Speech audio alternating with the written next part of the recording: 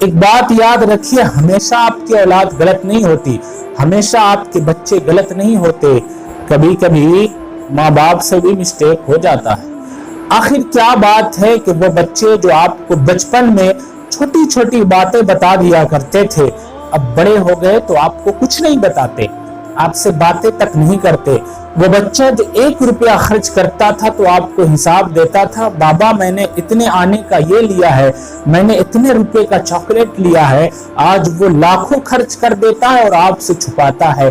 وہ بچہ جو ہلکی سی کسی سے لڑائی ہو جاتی محلے کے بچے سے تو آپ کے ہاتھ کو پکڑ کر کھینچ کر لے جاتا تھا، آپ کو ساری کہانی بتاتا تھا، لیکن آج وہ آپ کے سامنے بڑی بڑی لڑائیوں کو شیئر نہیں کرتا، آپ کو نہیں بتاتا، بلکہ پڑوسی سے کسی اور سے آپ کو پتا چلتا ہے کہ فلاں جگہ پر بیٹے نے لڑائی کر لی ہے، مار پیٹ کر لی ہے۔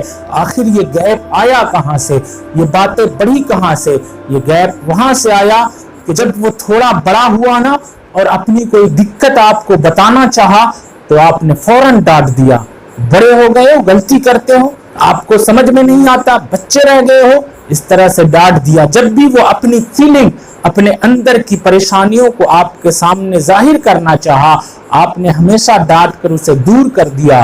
آپ اس طرح سے نہیں سننے لگے جس طرح سے بچپن میں اس کے سروں پہ ہاتھ رکھ کر آپ سنتے تھے۔ وہ 10 بار بھی شکایت بتاتا تھا، وہ 10 بار بھی آپ کی پریشانی بچپن میں بتاتا تھا تو آپ سنتے تھے، لیکن آج وہی بچہ ہے، جب تھوڑا بڑا ہو گیا آپ اس کی پریشانی کو نہیں سنتے ہو۔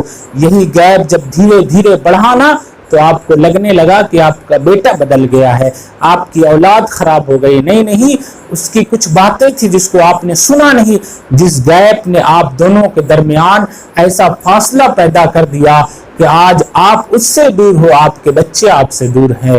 ایک مثال کے طور پہ میں آپ کو بتا رہا ہوں، آپ کے بچے نے آپ کو کہا کچھ عمر جب ہو گئی کہ بابا میں نے آج اتنی اسپیڈ گاڑی چلائی ہے کہ ایکسیڈنٹ ہونے سے بچ گیا، ایکسیڈنٹ ہوتے ہوتے رہ گیا۔ اتنا سننا تھا کہ آپ نے آگے جاننے کی کوشش نہیں کی، بلکہ فوراً غصہ ہو گئے۔ تجھے سمجھ میں نہیں آتا، تیری عمر اب بچوں والی نہیں رہی، کیسے گاڑی چلاتا ہے؟ کاش آپ اس کی آگے کی باتوں کو سمجھتے تو شاید اگلی مرتبہ وہ اسپیڈ گاڑی نہ چلاتا۔ اس کی کیا باتیں تھی جو آپ کو سمجھنا چاہیے؟ ہو سکتا ہے آپ اس کے سر پہ ہاتھ رکھ کر پوچھتے تو وہ یہ بتا دیتا کہ بابا مجھے کوچنگ جانا تھا، مجھے پڑھنے جانا تھا، لیٹ ہو رہا تھا، میں نے سوچا کہ اگر لیٹ ہو جائے گا تو ٹیچر ماریں گے، اس لیے میں نے گاڑی اسپیڈ کی تاکہ وقت پہ پہنچ جاؤ اور مار کھانے سے بچ جاؤ۔ آپ یہ جب سنتے نا آپ اس کے سر پہ ہاتھ رکھ کر کہتے بیٹا 10 منٹ لیٹ ہو جائے گا 10 چھڑی مار کھاؤ گے، 20 چھڑی مار کھاؤ گے، لیکن ایکسیڈنٹ ہو جائے گا تو آپ کی پوری زندگی جا سکتی ہے، اس لیے اسپیڈ گاڑی مت چلانا۔ جب آپ ایسے سمجھاتے نا تو یہ دوریاں نہیں پیدا ہوتی، اسے بھی سمجھ آ جاتی کہ ہاں میرے بابا صحیح کہتے ہیں، پھر وہ آپ سے دور نہیں ہوتا۔ اور جب آپ یہ کہتے کہ بیٹا آپ اسپیڈ گاڑی چلا رہے ہو، کہیں آپ کے چپیٹ میں کوئی بے گناہ انسان آ جاتا، کوئی معصوم انسان آ جاتا جس کا آپ کی وجہ سے ایکسیڈنٹ ہو جاتا اور اگر اس کی جان چلی جاتی تو اس کی بھرپائی کون کرتا؟